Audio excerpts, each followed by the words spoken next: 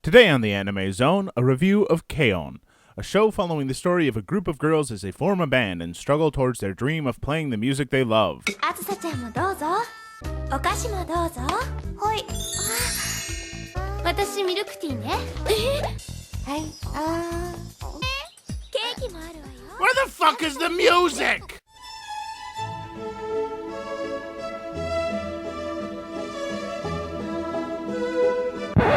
Klaus, what the fuck are you doing here? This is my show. Well, you see, How did you even get in my house? look, I just figured that your show is pretty popular, so I thought I might just, So you flew to England?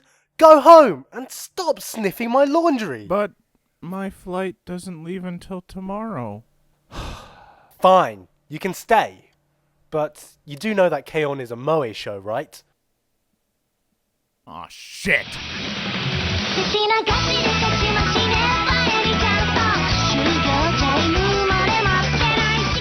The Moe genre is something I've always had a natural fear for when it comes to anime.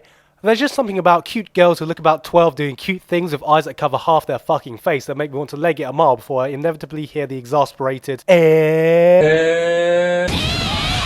sound that is apparently the only response a group of cute girls can make to just about every sentence ever. Ah, have a problem with cute girls? Not a big fan of girls, Gigguk? Klaus, don't you start or so help me. Sorry, continue. And so we have K-On!, an anime seemingly sprung about because Kyoto Animation apparently saw how popular that one concert episode in Haruhi was and decided to base a whole anime around that episode. Our story starts off with Yui. Who? The main fucking character. Who? A ditzy airheaded girl who has just started high school but has no idea what club to join. And after a bit of dicking around, she decides to finally join the Light Music Club. Come on, there's more to it than that. Really? Really? Let's see if you can do any better then. Well, she joins thinking she could just get by playing the castanets, but the energetic Ritsu and her comic foil Mio convince her to be their lead guitarist, even though she can't play the guitar, but she decides she can learn, and, fuck, I don't know. God, this is hard. Christ, give me the mic. So the three of them are joined by a quite rich girl who can play the keyboards, and they drink tea and eat cakes, oh yeah. and, Fuck it. Nothing happens in this anime. So, apparently moe is Japanese for faffing about. There is no grand overarching plot, no incredible drama, just girls being silly and eating cake. Don't get me wrong, I don't think every anime needs to be Paradise Lost, but everything in this anime is just so insubstantial. The characters don't even face any real problems. Oh no, the guitarist doesn't have a guitar. Let's spend an entire episode of everyone working together in a part-time job to help her earn some money, which in the end is rendered pointless anyway because Rich Girl's dad here apparently owns the fucking music shop and practically buys her the guitar. Let's all go to summer camp to practice, then not practice, but then it doesn't matter because I guess we didn't need to. Because why should a band ever have to practice? Really, the point we're trying to get at is that this story isn't so much a story as it is just following four girls acting like, well, girls. And the plot itself really just serves to throw these characters into different situations. The girls consist of your usual array of stereotypes and tropes that can be found scattered throughout the slice of life moe genre. But hey, maybe it's not about the characters. They make up a band after all, so maybe it's all about the band and their awesome music. No luck there, I'm afraid, as while this show is very much marketed as a musical anime, and the opening and ending would have you believe that this is an anime about a group of girls forming a band with the intent of rocking their cute little hearts out on stage, music is very much not the main focus of this anime, even if there were a few concert performances. To let you get an idea, let me just take you through the average amount of music they play per episode. That was it. Truth be told, throughout the course of 13 episodes, they managed to play a combined total of maybe 3 songs, and 2 of them are the same damn song.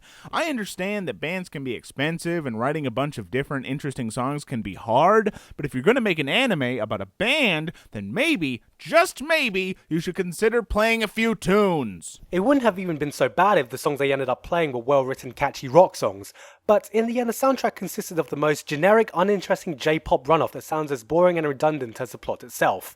Instead, the band was just used as a device to bring the various different personalities together because all they seem to do every episode is eat cake and drink tea. Yes, indeed, these young ladies may not be able to play an interesting note of music to save their lives, but if there's one thing they know how to do, it's eat cake and drink tea. In fact, I can say with some certainty that they spend more time drinking tea than they do playing music. No, but their fondness of confectionaries goes way beyond obsession, because no matter what problem arises, they seem to solve everything by eating cake and drinking some motherfucking tea. Someone feeling a little bit depressed? Motherfucking tea. Tensions high between band members and a fight about to break out? Motherfucking tea. The possible end to the human race as we know it due to natural disasters, the end of the Mayan calendar, and fallout from nuclear war from World War III? Motherfucking tea. Motherfuckers. I don't care if sharing tea and cake is important to their friendship or even their culture. There are other things people can do when they want to talk. And the anime seems self-aware of this, in one episode essentially pointing out how they are always drinking tea. You know what, K-On? That doesn't make it okay. I can point out my herpes, but that doesn't mean the chick of the dark street corner will want to fuck me. Well, you could always try the chick in the dark back alleys. That's not a bad idea. I was joking! Speaking of jokes, where the hell is the comedy in this series? If this anime wasn't focusing on the plot or the music like it was advertised, then I would expect to have more of a comedy side to it. But in all honesty, while there were many scenes that were amusing, nothing in the show actually made me laugh out loud for any given length of time. Oh, I disagree. What about when Mio is crouching in the corner because she's afraid? Oh, ho, ho. Oh, look, there she goes again. Yeah, ha, ha. Oh man, and again, T fucking he. By my guess, there are approximately 10 funny moments per episode of K-On, and 8 out of those 10 are reused every damn episode. The jokes are cute, and some are even a little wacky at first, but K-On has no qualms when it comes to beating a dead horse. But I have to give credit where credit's due, and there are a few things in this show's favour. Firstly, the anime looks gorgeous with a lot of attention being paid to the instruments they play. All the instruments are real life models and it's little things like this that, as a fellow guitarist, help a show to stand out. Though it's a bit disheartening knowing that this dunce can afford a better guitar than me. Plus, the animation, especially during the concert scenes, are amazing, with the movements perfectly syncing up to the music being played. Nowhere is this more prevalent than in the opening and closing songs, which are hands down the best part of the show. The music is surprisingly addictive, and the art stylish, especially in the closing song. There's so much attention to detail, and after the first episode, it really gives you hope that the anime will be full of great stuff like this. It isn't, but it should be. Though then again, this is Kyoto Animation after all, who seem to be the expert when it comes to creating addictive and gimmicky opening and endings. Right, Lucky Star and Haruhi? Though I have noticed one reason they seem to be really well done is because they're always done in a way where the animation could go with basically any music and it'll fit. Case in point.